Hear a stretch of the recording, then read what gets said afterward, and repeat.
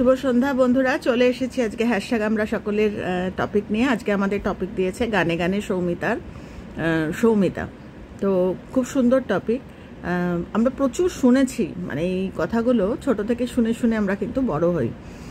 তো এটা হচ্ছে পয়লা নাম্বার দর্শনধারী পিছে গুণ বেচারি। তো খুব চেনা লাগলো টপিকটা শুনে, কিন্তু কি বলবো সত্যি কথা জানি না। কেননা এই পুরনো যে প্রবাদগুলো না, পরবর্তীকালে যখন অনেক প্রবাদ, সব বলছি না, মানে অনেক প্রবাদ আমি দেখেছি যে আমার পড়াশোনার সাথে না বিরাট একটা মানে কি বলবো, একটা বিরাট গ্যাপ হয়ে যায়। ওই ব্রিজ খোঁজার জন্য আরও পড়ি, দেখি তো এটার উত্তর কোথায়, দেখি তো। তো সেটাই বলছি যে কখনো কখনো একটা গ্যাপ তৈরি হয়ে যায়, যে এই কথাগুলো তো কোনো বড় বড় মানুষেরাই বলেছেন, আমরা আমাদের বাবা মা বা আমাদের সোসাইটিতে আমরা শুনে, তো নিশ্চয়ই এর কোনো একটা কারণ, বিভিন্ন রকম এক্সাম্পলস দেখে মানুষ কিন্তু একটা মোটামুটি একটা সিদ্ধান্তগুলো কিছু কিছু ক্ষেত্রে কিন্তু হয়। যেরকম রজ্জুতে রাত্রিবেলা যার নাম নিতে নেই, ওই ভ্রম। কিন্তু অনেক সময় দেখেছি যে বা ধোঁয়া উঠলে মানে আগুন থাকতেই হবে, এরম অনেক ক্ষেত্রে দেখেছি না, নেই মানে হয় না। তবে লোকে বলবে এক্সেপশন সবসময় প্রুভস দ্য রুল, কিন্তু আমি নিজের জীবন দিয়ে আমি দেখেছি যে কখনো কখনো একটা গ্যাপ থাকে, যে সবসময় যে কথাটা বুঝি না আসলে, মানে নিজেই অনেক সময় উত্তর খুঁজে পাই না। তো ভালোই হয় উত্তর পাই না বলে বোধহয় আরও পড়ি, আরও জানার চেষ্টা করি। তো যাই হোক, ফিরে আসি টপিকে, যে পয়লা নাম্বার দর্শনধারী পিছে গুণ বেচারি। তো হ্যাঁ, যদিও দর্শনধারী বা ওই ওপরের যে সৌন্দর্যটা, দর্শন মানে যেটা আমরা দেখতে পাই, ভিজিবল যেটা, তো সেইটা। আর একটা হচ্ছে গুণ বিচারি। তো গুণ আর দর্শন দুটোকে যদি আমি আলাদা ধরি, তো গুণ হচ্ছে ভার্চু, অ্যাট্রিবিউটস মানুষের, আর দর্শন সেটা তো মানে এফেক্ট। দর্শনের ওপর তো আমার কোনো হাত নেই। আমার বাবা মা আমাকে জন্ম দিয়েছে, তাদের রক্ত মাংস, তাদের সমস্ত কিছু দিয়ে আজকে আমি তৈরি হয়েছি। আমার তো হাত, মানে আমি বলে নয়, আমি ইন জেনারেল বলছি, কেউ বাবার দিকটা বেশি পায়, কেউ এই প্রত্যেকটা, জানো তো পড়াশোনা প্রত্যেকটার এটা নিয়ে, এগুলো রিসার্চ আছে, তোমরা পড়ে দেখতে পারো। তবে কষ্ট করতে হবে, কোনো ভালো জিনিস পেতে গেলে কষ্ট করতে হয়। ঝট করে বললাম কোন বইতে পাবো ওরম না, ঘাঁটতে হবে, প্রচুর ঘেঁটে এগুলো পড়তে হবে, যে কেন কখন মানে কোন ক্ষেত্রে বাবার মতো হচ্ছে, কখনো মায়ের সাথে মিল হয়। আমরা ওই আবার মানে আরেকটা যে বলে দেয় ছেলে মায়ের মতো হলে সুখী হয়, মেয়ে, এরকম প্রচুর আছে যারা ছেলে বাবার মতো, মেয়ে মার মতো, তারা সুখী, উল্টোটা হয়তো। তো ওগুলো, সেটাই বলছি, এগুলো আমরা আমাদের এই পৃথিবীতে এসে আগের দিন বলছিলাম না যে স্টোর হাউস আমরা বানাই, তো এও ঠিক তাই। তো সেটাই বলছি যে দর্শনধারী বা ওই দর্শন, ওটা তো আমার হাতে না, ওটা হচ্ছে এফেক্ট। আমার গুণ যেটা আমি কাজে লাগাবো, গুণ মানে কিছুদিন আগেই আলোচনা করছিলাম, কেউ একজন প্রশ্ন করেছিল তাই নিয়ে, যে গুণ মানে কিন্তু ওই সবসময় গান গাওয়া, নাচ জানা, তবলা বাজানো, বা আমি সারেঙ্গি বাজাতে পারি, সব আমরা কিন্তু এগুলো ভাবি যে এগুলো গুণ, কিন্তু গুণ হচ্ছে ভার্চু, গুণ হচ্ছে এগুলোও যদি ভেঙে বলতে যাই, এগুলোও কিন্তু এফেক্ট। সবাই কিন্তু গান জানে না, কারুর গলায় গান থাকে, সবার গলায় সুর থাকে না। এগুলো প্রত্যেকটা প্যাটার্নস, প্রত্যেকটা কার্মিক, অত ডিটেলে যাচ্ছি না আমি। পয়লা নাম্বার দর্শনধারী, প্রথম কথা হচ্ছে দর্শনের বিচার কে ভালো বলবে, কে খারাপ বলবে, সেগুলো আমরা এই জন্মে সেই সব করি। কে কার বিচার করবে, কেননা ওটা তো এফেক্ট, ওটা তো আমাদের হাত নেই। আমার গায়ের রং কীরম বা আমার ওপরটা কীরম, আমার কোনো হাতই নেই, আলোচনা করে কোনো লাভই নেই। কেননা এইটা নিয়ে যারা আলোচনা করবে, বা সিসিমার গল্পে আমরা সিসিমা যখন কথা বলতেন, এরকম প্রচুর উদাহরণ পাওয়া যায়। যোগিন মা, গৌরী মা, যারা কথামৃত পড়ো তারা জানবে, এরকম প্রচুর মা নিজের চেহারা সম্বন্ধে অনেক সময় বলে গেছেন।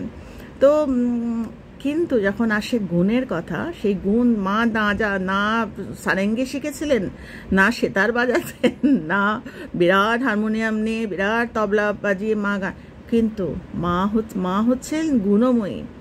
তো আমরা যে মন্ত্র পড়ি তার মধ্যেই তো রয়েছেন শ্রী শ্রী মায়ের কথা, মা হচ্ছেন গুণময়ী, বা মাদের কথা যে আমরা বলি।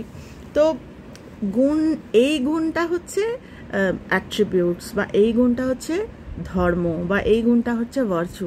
যেই গুণ, মানুষের গুণ, যেটা ছেলে মেয়ে নির্বিবাদে আমরা যখন মানুষ হয়ে ওঠার গুণে মানে গুণাশ্রয়ী, মানে গুণের মধ্যে আশ্রয় নিই, তখন আমার চেহারা, এবং সেটা এক জন্মের নয়, বহু জন্মের, এরকম প্রচুর কথা আছে, মানে বলতে গেলে না এইসব কথা মানে রাত কাবার হয়ে যাবে, এত এত কথা। তো যেহেতু বলছে তুমি মনুষ্য জন্ম পেয়েছো, সেই জন্মটাকে, মনুষ্য জন্ম শুধু পেয়েছো না, ওই মুকেশ আম্বানিও যেরকম মানুষ, আমিও মানুষ, আমরা আলাদা করি পয়সা দিয়ে। তো ওইটা আবার হচ্ছে এফেক্ট। কে মুকেশ আম্বানি বহু জন্ম সে ভালো কজ করে, এমনি এমনি সে মুকেশ আম্বানি হয়নি।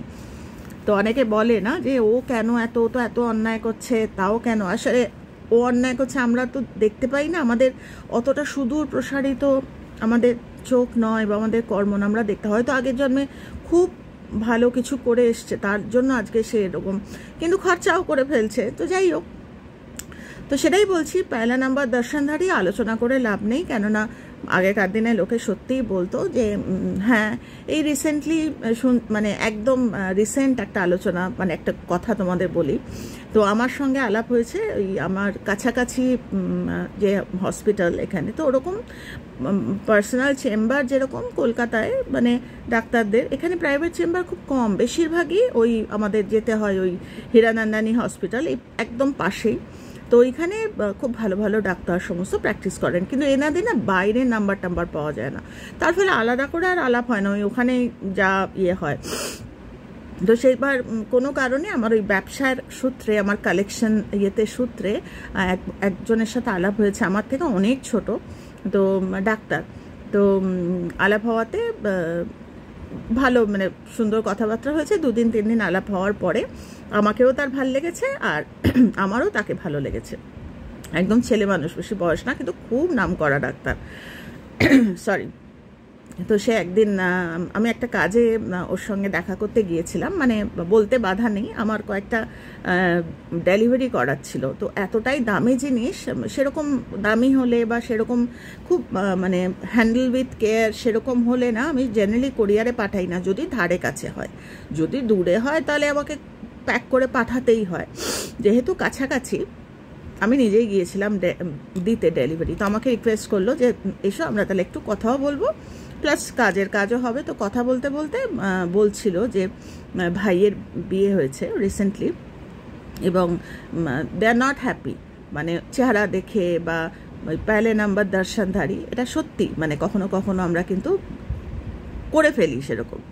মানে আমি তখন বললাম কি ম্যাট্রিমোনিয়াল সাইট থেকে? বলছে হ্যাঁ, ম্যাট্রিমোনিয়াল সাইট থেকে ওদের মানে দুপক্ষরই দেখেছে, এবং চেহারাপত্র বা আমার মনে হয় সার্টিফিকেটস বা কোন ফ্যামিলির, আমার মনে হয় যে এরকমভাবে দেখে। তো একটা মাত্র ভাই, তার জন্য সমস্ত কিছু দেখে টেকে বিয়ে দিয়েছে, এবং খুব বেশি দিন হয়নি বিয়ের, কিন্তু ওরা একদম হ্যাপি না। তো আমার মেয়ের কথা বলছিলাম, আমার মেয়ে ব্যাংকে আছে, নানা রকম কথা বলছে, প্লাস আমাকেও ভালো লেগেছে।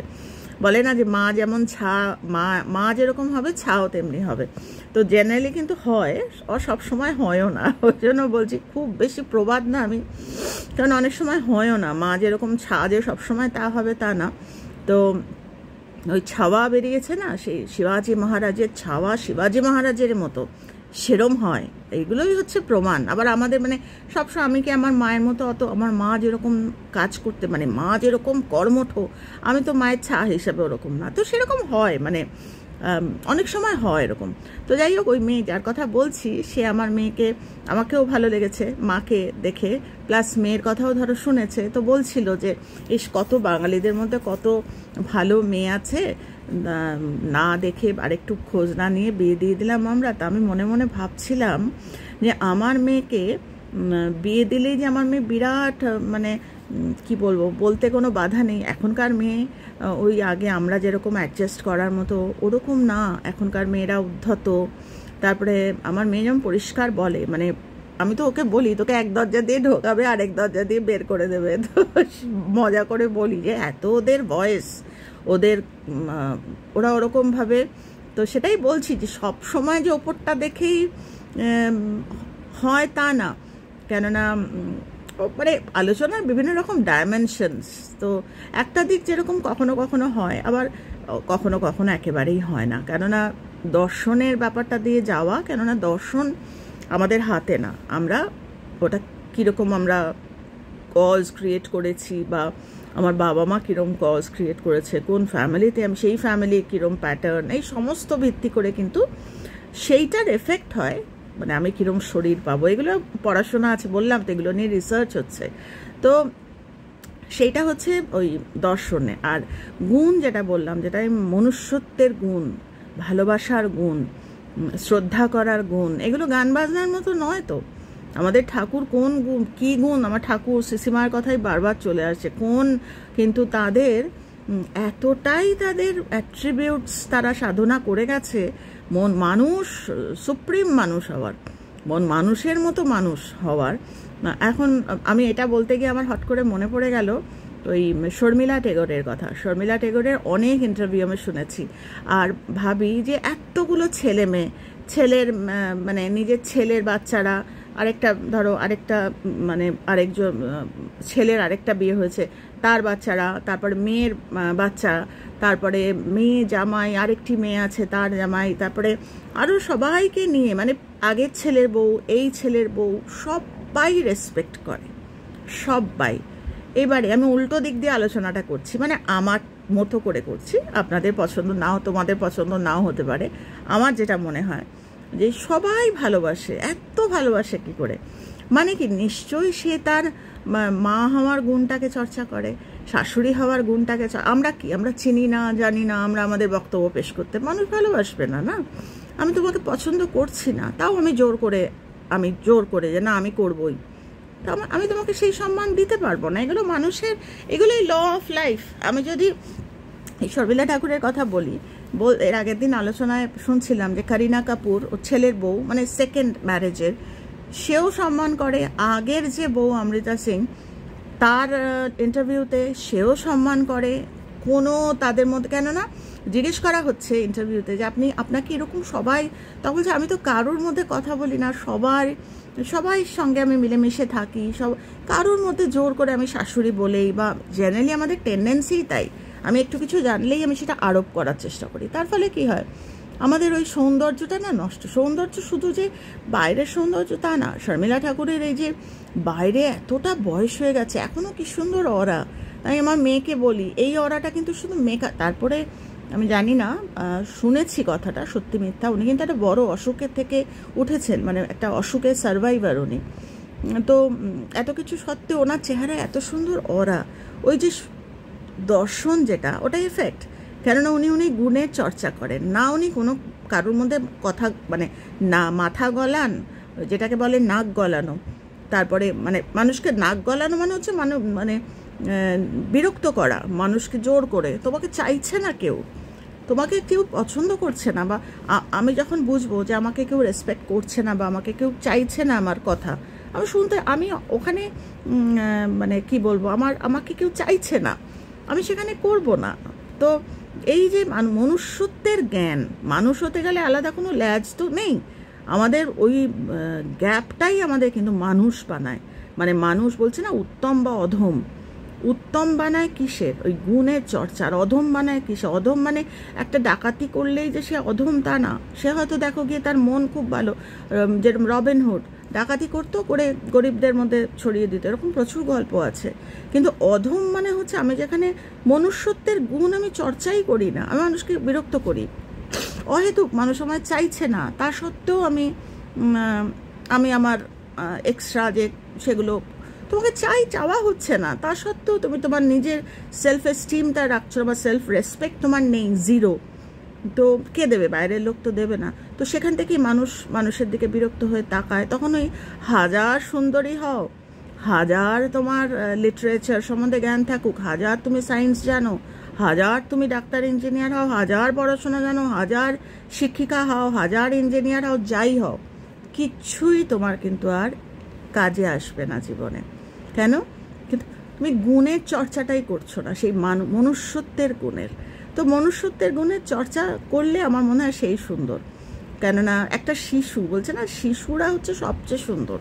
কেননা ওরা তো মনুষ্যত্বের গুণ জেনে অজ্ঞানে, মানে জেনে না জেনে ওরা ওই সহজ সরল শিশু সুলভ, যে কাউকে কোনো পলিটিক্স নেই, কাউকে ওই করতে পারে না। তো সেটাই বলছি যে সৌন্দর্যটা হচ্ছে পুরোটাই এফেক্ট।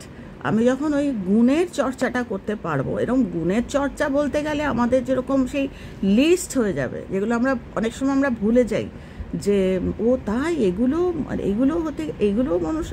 হ্যাঁ, তো বলছে এক একটা কেউ কোনো মানুষ এই যে সৌন্দর্যের কথা বলতে গিয়ে বলছি, এমনি তো দেখো এটা নিয়ে বলার কিছু নেই, এটা অনেক উদাহরণ আছে, বলতেই পারবে।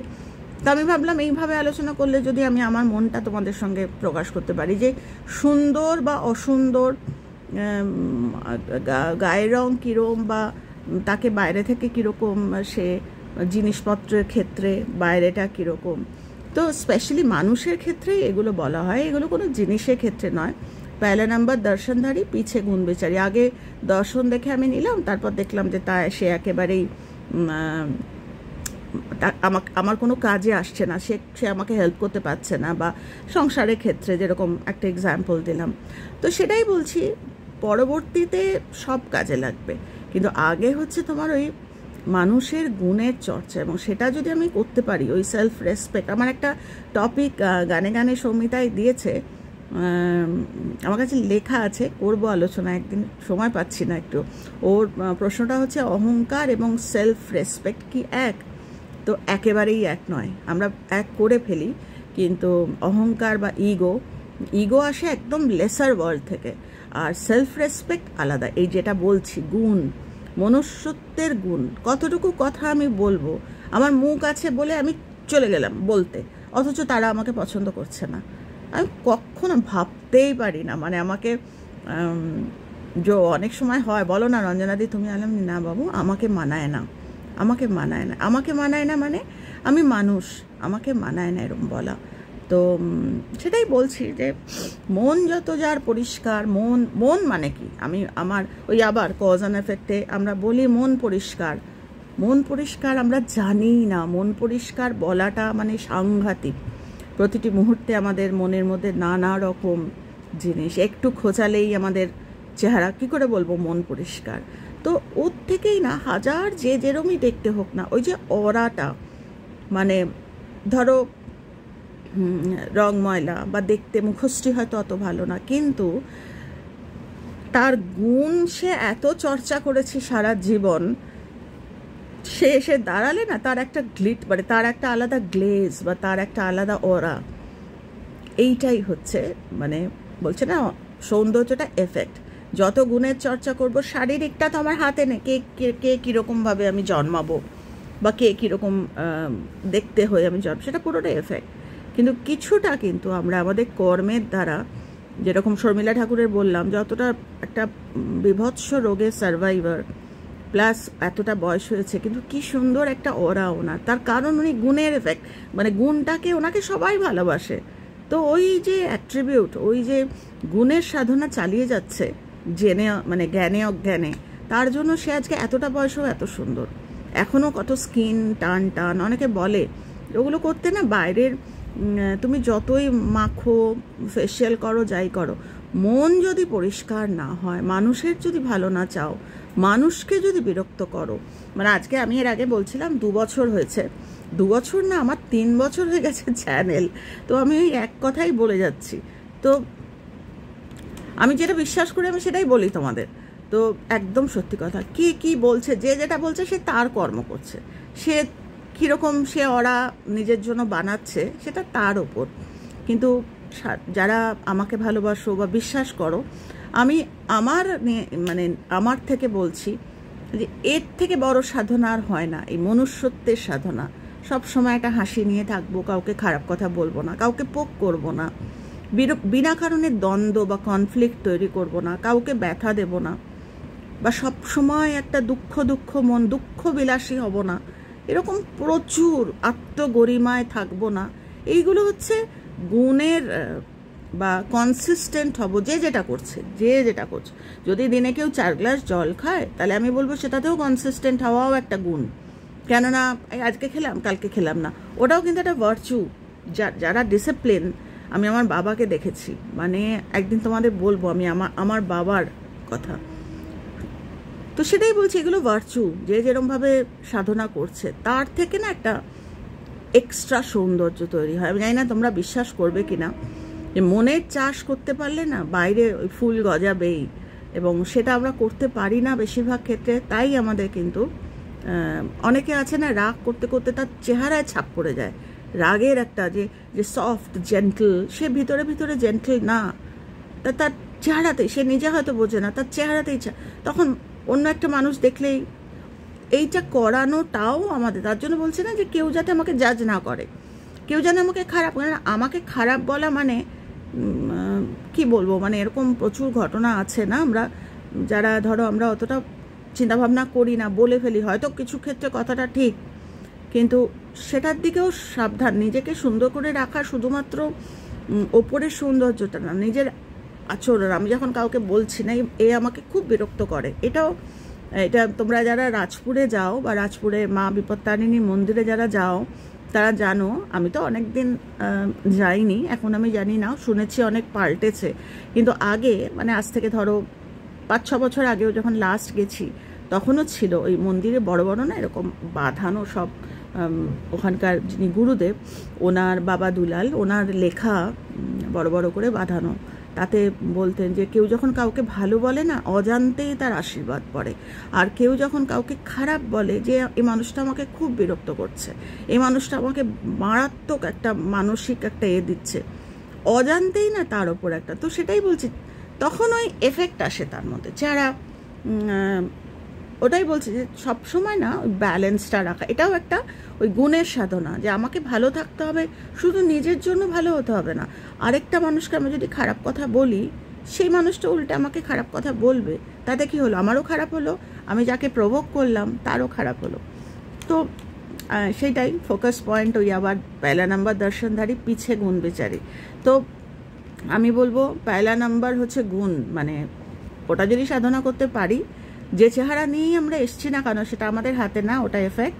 আর কিন্তু যে চেহারাই এসছি তাতে বেশ চকচকে বানানো যায়, এবং দ্যাট টু কোনো পার্লারে না গিয়ে, কোনো দামি শাড়ি পরে বা দামি কিছু করে, শুধুমাত্র গুণের বা মানুষ হওয়ার যে সাধনা, সেটা যদি আমি সাধন করতে পারি, তাহলে কিন্তু আমার দুটো খুব রিলেটেড। আমার গুণের সাধনা যদি আমি করতে পারি, আমার এফেক্ট আসবে, যেরকমই চেহারা হোক একটা সুন্দর অরা হবে, মানুষ রেসপেক্ট করবে, মানুষ ভালোবাসবে। এর থেকে আর কি চাই, শুধু সুন্দর হলাম কিন্তু আমার মানুষের জন্য আমি ভাবতে পারলাম না, সেই সৌন্দর্যের মানে কি। তো যাই হোক, আরও অনেক কথা বলা যায়, কিন্তু আজকে আমি এখানেই শেষ করছি। খুব ভালো থেকো তোমরা, যে যতটুকুই আছো। ওই মনুষ্যত্বের গুণ মানে কাউকে গিয়ে হেল্প করা নয়, নিজেকে ভালো রাখা, নিজেকে সুন্দর রাখা, নিজের মনটাকে বাগানের মতো, মানে একদম যেটা মায়ের চরণে দেওয়া যায়। যে আমি সারাক্ষণ মানুষের সম্বন্ধে আলোচনা করি, সারাক্ষণ মানুষকে বিরক্ত করি, কোনো কনস্ট্রাকটিভ কিছুতে আমি সারা জীবন আমি ইউজ করলাম না, মানুষের জন্য প্রার্থনা করলাম না, তাহলে তাতে চেহারা খুব তাড়াতাড়ি, মানে এটা জানি না তোমরা বিশ্বাস করবে কিনা, আমি দেখেছি চেহারা বুড়িয়ে যাওয়া বলো বা এরকম প্রচুর, ওই যে বললাম এফেক্ট। গুণ যদি চর্চা করি এমনিই থাকবে, কোনো পার্লারেও যেতে হবে না, কিছুতেই যেতে হবে না, টাফ। বরং পার্লারে যাওয়া আমার মনে হয় যাদের কাছে টাকা পয়সা আছে ঠিক তারা বোধহয়, কিন্তু ওটা কিন্তু সাময়িক। তো আজকে এইটুকুই বললাম, খুব ভালো থেকো তোমরা, আর যে যেখানে আছো কজে থেকো।